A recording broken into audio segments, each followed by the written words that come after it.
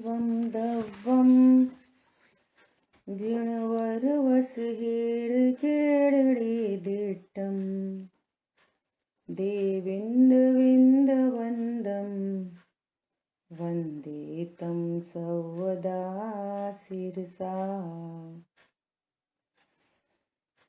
द्रव्य संग्रह जी ग्रंथ तीसरा अधिकार। और इस अधिकार में भी अब सम्यक दर्शन का स्वरूप कहते हैं।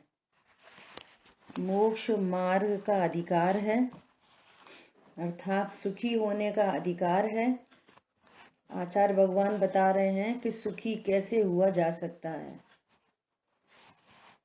तब कह रहे हैं कि मैं आत्मा हूँ एकमात्र, ऐसे श्रद्धान से ही सुखी हो सकते हैं, अन्य कोई तरीका नहीं है।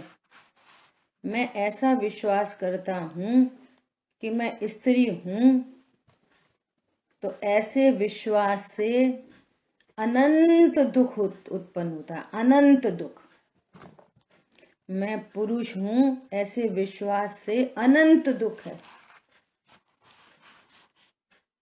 और मैं आत्मा हूँ, इस विश्वास में अनंत सुख है। अब सब जगह लगाओ। कोई बोल रहा है बच्चे बात नहीं मानते, बहुत दुखी हैं, तो भैया बच्चे में कुछ मत करो, मैं आत्मा हूं ऐसा श्रद्धान करो। अब नास्ती करो, मेरा कोई पुत्र नहीं होता, ऐसा श्रद्धान से सुखी होगे। फिर बात मनवाने का विकल्प ही नहीं उत्पन्न होगा। होगा भी तो उनकी योग्यता जानकर निश्चिंता निर्भरता रहेगी। ऐसे गजब की आर्ट ऑफ लिविंग हाथ में आ जाएगी।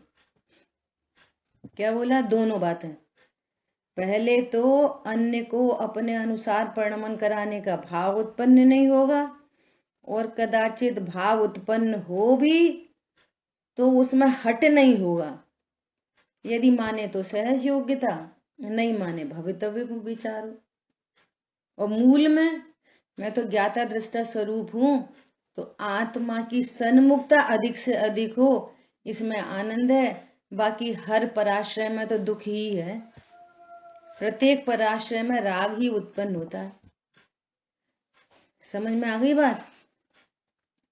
कोई ऐसा बोले कि अरे शरीर में असह रोग हुआ है, असह रोग हुआ है, तो भैया शरीर तो पुद्गल का परिणमन है।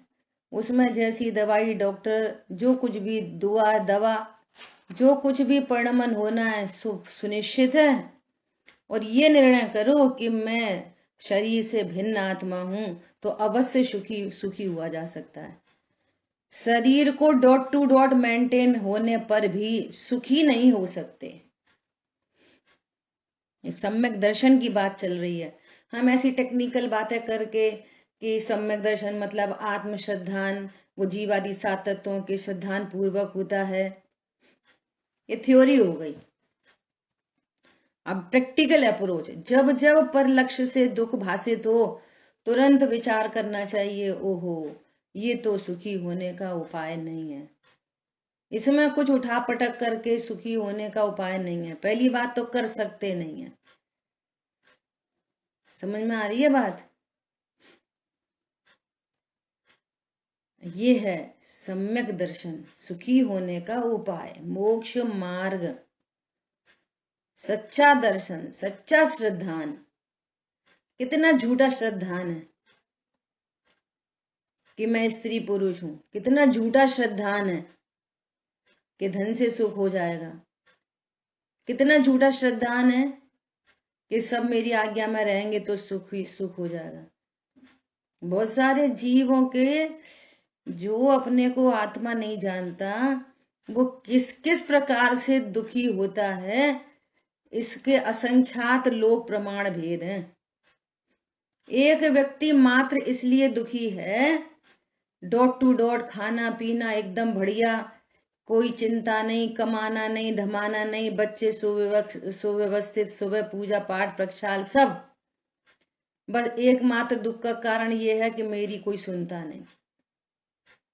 बोलो हमें कोई पूछता नहीं, ये कोई दुखी होने का कारण है? परंतु ऐसा ही है तरह तरह से। एक व्यक्ति सोचता है कि कोई हमें नहीं पूछे वो अच्छा है, हमारा समय बचता है और हम अपने समय को स्वाध्याय में लगाते हैं, तत्व चिंतन में लगाते हैं, सामायिक में लगाते हैं, स्वभाव की सन्मुखता का उपाय करते हैं। अच्छा है, जितना अच्छा है, हमें दुनिया नहीं पूछे वो ही हमारा अच्छा है। और एक दुखी हो रहा है कि हमें कोई पूछता नहीं है। कोई मुनिराज घने वन जंगल में हो और स्वभाव की सन्मुखता से अरंत हो जाएं और किसी को पता नहीं चले तो कितनी मुश्किल होएगी उनको? बोलो, अरंत हो जाए और किसी को पता ही नहीं चल पाई। बोलो बोलो, किसी ने उनकी जय जयनाथ परम गुरु नहीं की, कोई उनकी वो तो सुखी होंगे, कोई उनकी पूजा ही करने नहीं आया, कोई टेंशन नहीं। बोलो, कोई टेंशन नहीं है। ये जगत में जीवों की कितने प्रकार की मिथ्या मान्यताएं हैं, बोलो। यहाँ चर्चा चल रही है सम्यक दर्शन। सम्यक दर्शन मतलब मैं आत्मा हूं ऐसा विश्वास, यही सुखी होने का उपाय है। जब जब दुख भाषित हो आपको बुद्धि पूर्वक ये उपाय करना है, तब तो आपकी ये पढ़ाई सार्थक है। सम्यक दर्शन किसे कहते हैं? आत्म श्रद्धान को। और तुम दुखी ही हो और आत्मा तुम्हारे पास ही है। पास क्या है? तुम ही आत्मा हो, तो भी दुख है। दुखी सो जैनी नहीं, जैनी सो दुखी नहीं। क्योंकि जिन शासन सुबह की चर्चा में आ रही है समसार जी में, एक एक शब्द में कहो तो जैन शासन इक्वल टू आत्मानुभूति, नथिंग एल्स। जैन शासन मतलब आत्मानुभूति। इसके अलावा जो कुछ है वो सब बंध का हेतु है। जो कुछ है सब बंध का हेतु है। ठीक है, तो कल श्रद्धा गुण सदा है। बोलो, एक तो है विश्वास की पर्याय और एक है दर्शन मोहिनी कर्म, है ना? दर्शन मोहिनी कर्म, तो कर्म तो पुद्गल की सत्ता है और विपरीत विश्वास होता है उसके उदय में, वो जीव की पर्याय है। तो दर्शन मोहिनी कर्म किस पे इफेक्ट डालेगा? द्रव्य में, गुण में कि पर्याय में? बोलो, निमित्त नैमित्तिक संबंध किसके साथ बनता है? द्रव्य के साथ, गुण के साथ कि पर्याय के साथ? बोलो, पर्याय के साथ। एकमात्र पर्याय में कितना तीव्र दर्शन। हाँ बोलो बोलो। द्रव्य तो त्रैकालिक शब्द है, उसका कोई कुछ नहीं बिगाड़ सकता। बहुत बढ़िया। द्रव्य का कुछ नहीं बिगाड़ सकता, इसका अर्थ है कि गुणों का कुछ नहीं बिगाड़ सकता। अंडरस्टूड है? यदि गुण संक्रमित हो गए तो फिर द्रव्य के संक्रमण का प्रसंग बन जाएगा। समझ में आ रही है? ये दोनों अविनाभावी रूप से रहते हैं। जैसा द्रव्य सुरक्षित है, इसका अर्थ है गुण, धर्म, शक्तियां, ये सब सुरक्षित है। इतना टोटल मटेरियल सुरक्षित है। और कर्म का निमित्त नैमित्तिक संबंध बनता है पर्याय से, है ना? तो दर्शन मोहिनी कर्म का उदय, यहाँ मिथ्या दर्शन की पर्याय। और दर्शन मोहिनी कर्म का उपशम, तो यहाँ पर पहली बार होता है औपशमिक सम्यक दर्शन। और मिथ्या दर्शन जीव को अनादि से है। और कभी कभी ऐसा प्रसंग बन जाता है कि सम्यक तो छूट गया और थोड़े लंबे टाइम के लिए छूट गया, तो वापस वो अनादि मिथ्या दृष्टि जैसा हो जाता है, इसलिए उसको सादी मिथ्या दृष्टि कहते हैं। ठीक है, ये चर्चा अपनी कल हो गई थी, उसका रिवीजन हुआ है। अब क्या कह रहे हैं, सम्यक दर्शन की जो पर्याय है ये श्रद्धा गुण की शुद्ध पर्याय है। और कैसी है ये, आत्म रूपम तत्, आत्मनः रूपम, आत्म स्वरूप है ना। तब कह रहे हैं कि ये सम्यक दर्शन चतुर्थ गुण स्थान से प्रारंभ होता है। यह पर्याय चतुर्थ गुण स्थान में प्रथम उपशम सम्यक तुक के होते ही प्रकट होती है। अब देखो आगे क्या कह रहे हैं। पुरुषार्थ सिद्धि उपाय की यह गाथा निम्नानुसार है। जीवा जीवादीनां तत्त्वार्थानां सदैव कर्तव्यं श्रद्धानं विपरीताभिनिवेश विविक्तात्मरूपम तत्। बहुत गजब की बात है, बहुत गजब की बात है। क्या कह रहे हैं, 7 तत्वों का निर्णय करना ही सदैव कर्तव्य है। जो प्रकृति से, प्राकृतिक रूप से, पूर्व के संस्कार वश, पूर्व के पुण्य के उदय से जैन कुल में जन्म गया, संगी पंचेंद्री पना प्राप्त हो गया, जित चारों गतियों के जो संगी पंचेंद्री जीव हैं, उनका एक ही कर्तव्य है।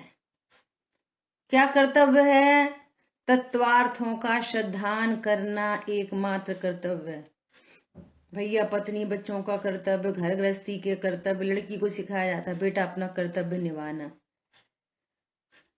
बेटा अपना कर्तव्य निभाना। पता है, अगर इस फिलॉसफी पे बात करें कर्तव्य निभाना, तो कैसी अद्भुत बातें हैं ये एकदम। देखो नेचुरलिटी कैसी है, नेचुरलिटी ऐसी है कि जिस जीव की जैसी योग्यता होती है ना, उसको सहज पन्ने निमित्त ऐसे ही मिलते हैं। सुनना बहुत ध्यान से, अपन अभी दूसरी बात पे चर्चा कर लें और फिर बात पे आएंगे जीवादि तत्वों का श्रद्धान। देखो ये बेटी है और ये माँ है ना, और ये इसका परिवार है, ससुराल गई, ये इसका परिवार, एग्जाम्पल से बात कर रहे हैं, ठीक है। अब इसका बिहेवियर यहाँ पर बहुत अच्छा चल रहा है, ये कह रहे हैं लौकिक में ये अपने कर्तव्य यहाँ निभा रही है, तो इसको उपदेश ऐसे ही मिलेंगे। कैसे मिलेंगे, बेटा निभा के चलना, अपना ही परिवार है, कोई ऐसा काम नहीं करना।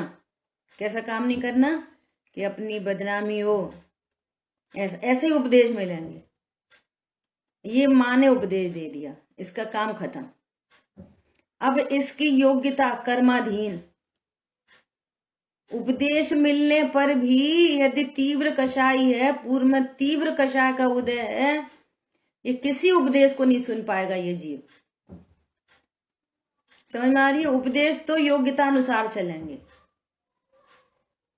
और कोई ऊपर से निमित्त उसको ऐसे मिल रहे हैं, क्या जरूरत है तुम्हें सुनने की, अपनी बात को रखना सामने, जरूरत नहीं है ज्यादा, जो है सो वैसा बोलना, नहीं तो चल आ जाओ घर, धमकी दे दिया करो, तुम तो घर आ जाओ, ऐसे उपदेश मिलेंगे। पर समझ में आया ये उपदेश, देख उपदेश से इधर कुछ नहीं होता, ये इस जीव की योग्यता है। तीव्र कषाय हो तो ये उपदेश उसको और प्लस करेंगे, और मंद कषाय हो ये इस उपदेश से काम नहीं होगा। तो इसका जो वास्तव में इस जो ये गाइडेड है, ये वो गाइडेड है ऊपर से कर्म के उदय के अनुसार। समझ में आ रही है, ये निमित्त कभी काम करेगा, निमित्त उसी कहते हैं जो इसमें कुछ नहीं करता, तो कभी होगा इसके अनुसार, कभी नहीं होगा, और कभी ये भी मन तीव्र कषाय और उपदेश भी तीव्र कषाय का, सो दोनों मिलकर और धड़ाम धुड़ुम, ये जीव स्वयं मंद कषाय और उपदेश कषाय की मंदता का। पॉइंट समझ में आ रहा? अब ये बहुत अच्छे से यहाँ निभा रहा है सबके प्रति, सब लोग भी कह रहे हैं सब लड़की बहुत अच्छी, बहुत अच्छी, एकदम बढ़िया, डॉट टू डॉट कर्तव्य है। ठीक है, यहाँ पर कह रहे हैं कि इस मंद कषाय से, इस तीव्र कषाय से दोनों से जीव को बंध होता है। सो पुण्य पाप अधिकार चल ही रहा है। इस जीव ने ये कर्तव्य, पत्नी दुकान मकान के कर्तव्य तो छोड़ो, यहां तो कह रहे हैं देव शास्त्र गुरु के प्रति के कर्तव्य भी अनंत बार निभाए हैं। घर के कर्तव्य तो छोड़ो। समझ में आ रही है बात? इस जीव ने देव शास्त्र गुरु के प्रति के कर्तव्य भी अनंत बार निभाए हैं। ये मूल अपने को बात ये करनी थी, अनंत बार निभाए हैं। और भी निभाना एग्जैक्टली कर्माधीन है, लेकिन इसने अपना सेल्फ कर्तव्य पूरा नहीं किया आज तक, इसलिए संसार में परिभ्रमण कर रहा है। क्या बोला? जो मूल कर्तव्य है, क्या कर्तव्य? जीवादि पदार्थों का श्रद्धान करना सदा काल, ये कर्तव्य है जीव का, ये सुखी होने का मार्ग है। पत्नी बच्चे दुकान मकान के प्रति भी कर्तव्य पूरे हो गए अनंत बार, देवशाह गुरु के प्रति के कर्तव्य हो गए अनंत बार। गीवक उपजायो पै निजातम ज्ञान बिना सुख लेश न पायो। इसलिए जो पंडित साहब ने लिखा है, क्या लिखा है? पहले भला करो अपने पर। क्या भला करो? जीवादि तत्वों का प्रथम में प्रथम श्रद्धान करो। बच्चा 8 वर्ष का हो जाए, जीवादि 7 तत्वों के नाम, उसकी परिभाषा, उनका भाव वासन कराओ। सारी दुनिया के करीब पढ़ो लिखो पढ़ो लिखो पढ़ो लिखो। भैया पढ़ लिख लो, जो पढ़ाई लिखाई को कौन मना कर रहा है? वो साइड में जो होने योग्य, और वो फिक्स है, होने योग्य ही होगा, लेकिन अपना कर्तव्य पूरा नहीं हुआ। जो स्वाधीन क्रिया है, जो पुरुषार्थ है, जिसके बल पर तुम अनंत काल के लिए सुखी हो सकते हो, यदि वो कर्तव्य पूरा नहीं हुआ तो भव समुद्र में तो डूबे हो ही, और डूबे रहोगे, ऐसे ही डूबे ही हैं। आ रही बात समझ में? ये इतनी इंपॉर्टेंट बात है। तो फिर परिवार में लड़े मरे कोई दिक्कत नहीं है। अरे ये उपदेश तो कभी कोई दे ही नहीं सकता। जब अपने को जीव जानते हैं तो फिर जब परिवार में अन्य जो लोग हैं वे भी जीव हैं, तो सहजपने उनके प्रति व्यवहार ऑटोमेटिक सुधर जाता है, उनका कर्तव्य सहज पल जाता है, पालना नहीं पड़ता। कषाय मंद जीवादि तत्वों के श्रद्धान करने पर जो कषाय की मंदता होती है वो तीव्र कषाय होती ही नहीं है। अपन रोज बात कर रहे हैं व्यवहार रत्नत्रय में, देवशास्त्र गुरु का ज्ञान, उनका श्रद्धान और उनके प्रति बहुमान भक्ति, उनके कहे गए 6 द्रव्य 7 तत्वों का ज्ञान, उनका श्रद्धान और अति मंद कषाय रूप परिणाम। ऐसी कषाय मंद हो जाती है ऑटोमेटिक। जो उपयोग देवशास्त्र गुरु में 6 द्रव्य 7 तत्व के निर्णय में, भेद विज्ञान में जहां उपयोग लगता है, वहां कषाय में कुछ करना ही नहीं पड़ता, वे अपने आप ही कषाय मंद हो जाती है। परंतु यदि आत्म श्रद्धान नहीं हुआ तो वो मंद कषाय कुछ कार्यकारी न होकर भव समुद्र में ही डुबाती है, वो बंध का हेतु है। और स्वभाव की सन्मुखता होने पर ही अनंतानुबंधी राग द्वेष का अभाव स्वतः हो जाता है, करना नहीं पड़ता। समझ आ रही है टेक्नोलॉजी कितनी गजब की है? ये अकर्ता ज्ञायक का निर्णय करने का फल है। यहाँ चतुराई की बातें नहीं चलती। हम तो अकर्ता हैं, हम तो अकर्ता हैं, वे हमारे साथ बहुत बुरा व्यवहार करते हैं। तो सुनो, कोई दिक्कत नहीं है, आप तत्व निर्णय करो। उनने हमारे साथ बहुत खराब करा, हमने तो ऐसा ऐसा किया, वैसा तो हम ज्ञायक हैं, कोई बात नहीं, आप तत्वा श्रद्धान करो, यही कर्तव्य है। पॉइंट पकड़ में आ रहा है? बोलो ये वाली बात किस किस को समझ में नहीं आई? कोई क्वेश्चन है तो पूछ सकते हैं। सबको आ गई समझ में? अनम्यूट करके बोलो कि समझ में आ गई। मुझे नहीं आई। अच्छा, क्या नहीं आई बताओ, बताओ। ये कहना है, थोड़ा बीच में हाँ, थोड़ा सा रिपीट करना। ये कहना है कि जो बाहर में कर्तव्य की बात चलती है, पत्नी, दुकान, मकान, बच्चे के प्रति कर्तव्य की जो बात चलती है, जो उपदेश दिए जाते हैं, उन उपदेश से कोई बहुत बड़ा कार्य नहीं होता। उपदेश होने पर भी कर्माधीन ही कार्यक्रम चलता है, एक बात। दूसरी बात, कोई बहुत बढ़िया से कर्तव्य भी निभाए तो भी जो जीव का पर्सनल कर्तव्य है वो छूट जाता है।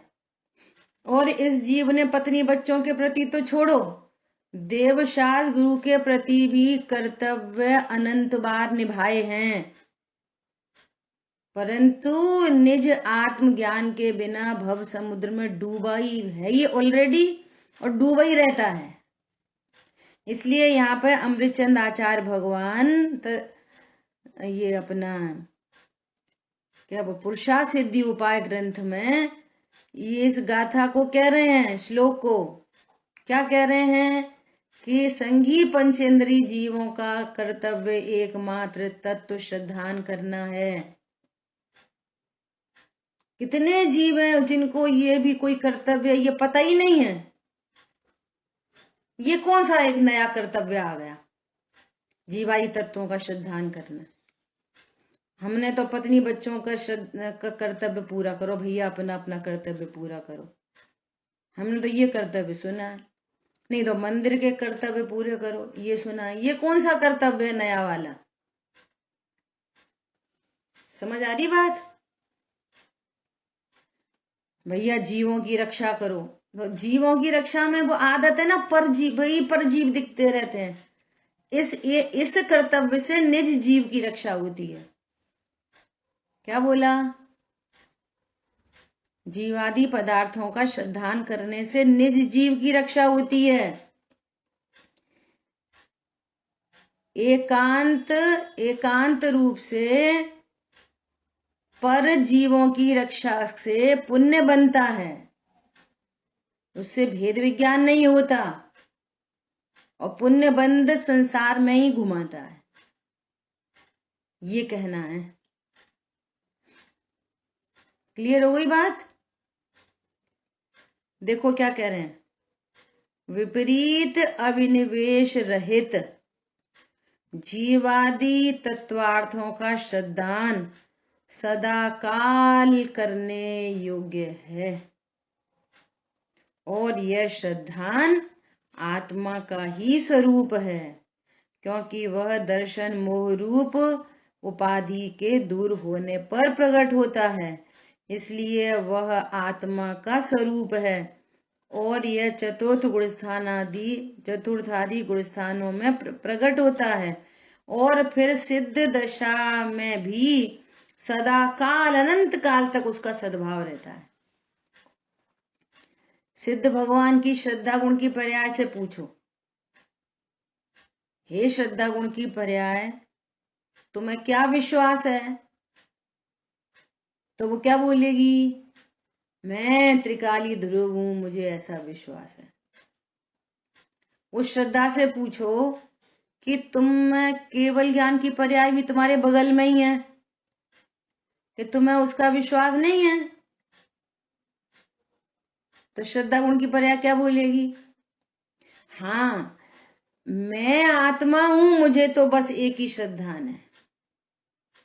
समझ में आ रही है? श्रद्धा की पर्याय में दो नहीं होते, ज्ञान की तरह स्वपर प्रकाशक नहीं है श्रद्धा की पर्याय। श्रद्धा की पर्याय तो चौथे गुण स्थान से भगवान आत्मा के साथ अभेद हो गई, उसको एक की श्रद्धा होती है बस, या तो शरीर की श्रद्धा करवा लो या फिर भगवान आत्मा की करवा लो। ऐसा नहीं हो सकता थोड़ी थोड़ी शरीर की, थोड़ी थोड़ी आत्मा की, थोड़ी थोड़ी देवशाह गुरु की, थोड़ी थोड़ी आत्मा की। ये प्रोसेस में ऐसे होते हुए, और जैसे ही ज्ञान स्वभाव सन्मुख हुआ, श्रद्धा स्वभाव के साथ अभेद हुई, अब अनंत काल के लिए चौथे गुण स्थान से जहां प्रकट हुई, अब अनंत काल के लिए फॉर एवर मैं तो आत्मा हूं। सो ये आत्म स्वरूप है श्रद्धा। और देखो उसी समय दर्शन मोहिनी कर्म का क्या होता है, उसका अभाव हो जाता है, उपशम होता है, क्षोभशम होता है, क्षय होता है। वो कर्म की सापेक्षता में बातें है ना। श्रद्धा की पर्याय की बस एक आवाज होती है, मैं भगवान आत्मा हूं। ये कार्यक्रम कैसे होगा, जीवादि तत्वार्थों का श्रद्धान पूर्वक। इसलिए जीवादि तत्वार्थों का श्रद्धान, तत्वार्थों बहुवचन, इसका श्रद्धान व्यवहार सम्यक दर्शन है, और आत्म श्रद्धान उसमें से आत्मा को छांट लिया। तो आत्म श्रद्धान मैं आत्मा हूं ऐसा श्रद्धान होने पर सम्यक दर्शन होता है। जीवादि 7 तत्वों का श्रद्धान व्यवहार से सम्यक दर्शन है। जब तक जीवादि तत्वार्थों का श्रद्धान नहीं होगा तो आत्म श्रद्धान नहीं हो सकता। लेकिन तत्वार्थों का श्रद्धान सम्यक दर्शन नहीं है, आत्म श्रद्धान सम्यक दर्शन है। जीवादि तत्वार्थों का श्रद्धान आत्म श्रद्धान के लिए किया जाता है। छटनी कर ले उसमें से, ओहो ये अजीब है, ये आश्रव है, ये बंद है, और मैं तो जानने देखने की शक्ति को धारती वस्तु हूं, तो ये मैं तो जीव हूं, मैं जीव राजा हूं, मैं आशा बंद तत्व नहीं, मैं अजीब तत्व नहीं। समझ आ गई बात। देखो अब तीसरा पॉइंट, जो कुछ सम्यक तथा मिथ्यात्व रूप होती है, यह अवस्था सादी मिथ्या दृष्टि के होती है ना, और वह सम्यक्त्व के पतन होने पर होता है तथा वह अत्यंत अल्पकाल रहती है। इसलिए इस पर्याय के संबंध में विशेष कथन की आवश्यकता नहीं, यह तीसरे गुण स्थान में होती है। अब ये करणान योग से पूरी चर्चा करनी पड़ेगी, है ना, कि जो 3 टुकड़े हुए, अब मिथ्यात्व का उदय आ जाए तो वापस मिथ्या दृष्टि हो जाए। सम्यक मिथ्यात्व जो मिश्र प्रकृति थी उसका उदय आ जाए तो तीसरा गुण स्थान हो जाएगा। तीसरा गुण स्थान हो जाएगा तो वापस पहले में चला जाएगा। सम्यक प्रकृति का उदय आ जाए तो थोड़ा सा दोष लगेगा, परंतु चौथा ही बना रहेगा, फिर वो गिरेगा नहीं। तो ये सब कर्म सापेक्ष चर्चाएं हैं। अभी अपन इसको यही इतना ही समझते हैं और गौर करते हैं इस बात को, ठीक है। साधन में क्या होगा जी? हाँ जी, साधन में क्या होगा? हाँ, दूसरे गुण स्थान में साधन में होगा अनंत अनुबंधी क्रोध मान माया लोभ जो सेटल हुए थे, उनमें से किसी का उदय आ जाए तो दूसरा गुण स्थान हो जाएगा, उसका नाम है साधन। समझ आई बात। सम्यक दर्शन होने पर दर्शन मोहिनी के तो 3 टुकड़े हो गए और अनंत अनुबंधी भी सेटल हुई थी, तो 4 चीजें सेटल हुई थी। अनंत मिथ्यात्व के 3 टुकड़े, मिथ्यात्व, सम्यक मिथ्यात्व, सम्यक प्रकृति, और अनंत अनुबंधी भी सेटल हुई थी। अब ये 4 चीजें सेटल्ड हैं। अब इनमें से जिसका उदय आ जाएगा वैसा गुण स्थान बन जाएगा।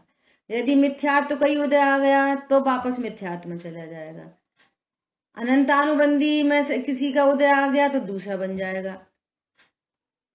मिश्र सम्यक मिथ्यात्व का उदय आ जाएगा तो तीसरा, और सम्यक प्रकृति का उदय आ जाएगा तो चौथा कंटिन्यू रह जाएगा। उपशम से गिरेगा नहीं और चौथा ही बना रहेगा, और वो औपशमिक भाव छाया उपशमिक भाव में बदल जाएगा। ये सब करणानियों की ऐसी सारी व्याख्याएं हैं।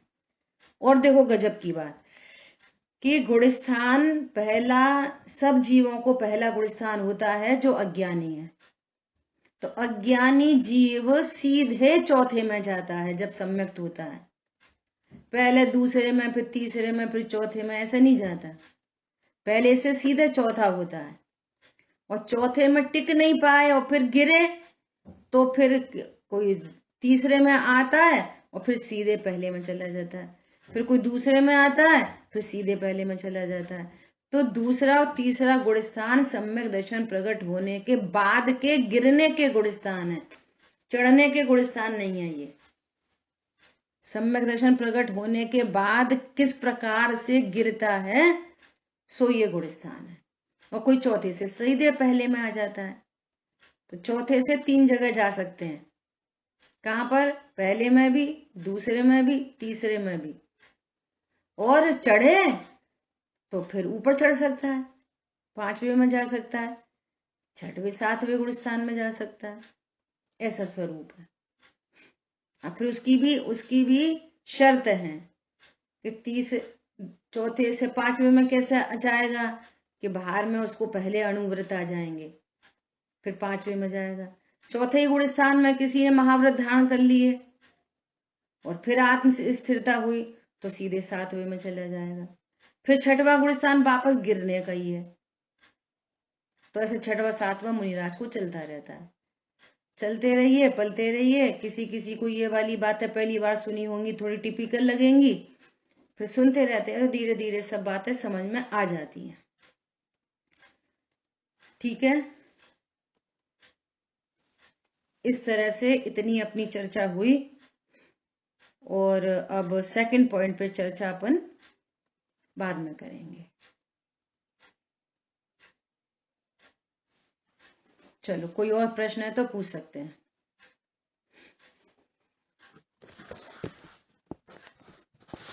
जिन वाणी के ज्ञान से सूझे लोकालोक, सो वाणी मस्तक नमो सदा देत हूँ दो। बोलिए द्वाशांग मई जिनवाणी माता की जय हो। जय जिनेन्द्र सभी को।